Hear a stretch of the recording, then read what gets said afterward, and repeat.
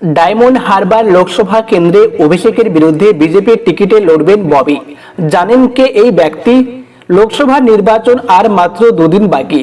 এই আবহে অবশ্যই ডায়মন্ড হারবারে প্রার্থী ঘোষণা করল বিজেপি। একমাত্র এই আসনে প্রার্থী দেওয়া বাকি ছিল গেরুয়া শিবিরের। একমাত্র এই আসনে বাকি ছিল। এবার সব ডান, 42-42।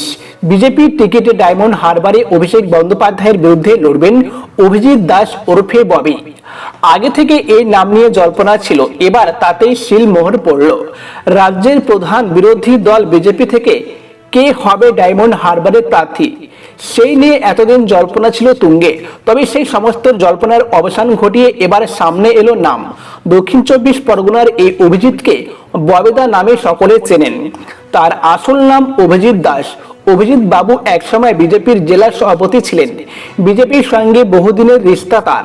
দলের কাজে বহুদিন থেকে যুক্ত অভিজিৎ, যদিও বর্তমানে দলের কোনো পদে নেই তিনি। তারপর থেকে বিশেষ নিরাপত্তায় রয়েছেন তিনি। তবে এলাকায় তার বিরাট দাপট। এবার সেই দাপটে ববিদাই অভিষেকের বিরুদ্ধে বিজেপির বাজি।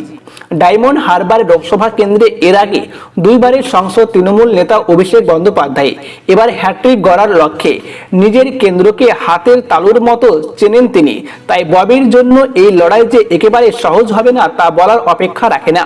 রুদ্রনীল থেকে সোনালী গুহ, কৌস্তব বাগচি, এমনকি সজল ঘোষের নামও উঠে এসেছিল ডায়মন্ড হারবারের প্রার্থী হিসেবে। তবে চাল উল্টে বিজেপি প্রার্থী করল অভিজিৎ দাসকে। অভিষেকের বিরুদ্ধে অভিজিতের নাম ঘোষণা হতেই আসরে নেমে পড়েছে তৃণমূল। এই বিষয়ে তৃণমূলের মুখপাত্র শান্তনু সেন বলেন, অভিজিৎ দাস খাই না মাথায় দেয়। বাংলায় একটা সমীক্ষা করে দেখুন তো এ রাজ্যের কতজন মানুষ তাকে চেনেন।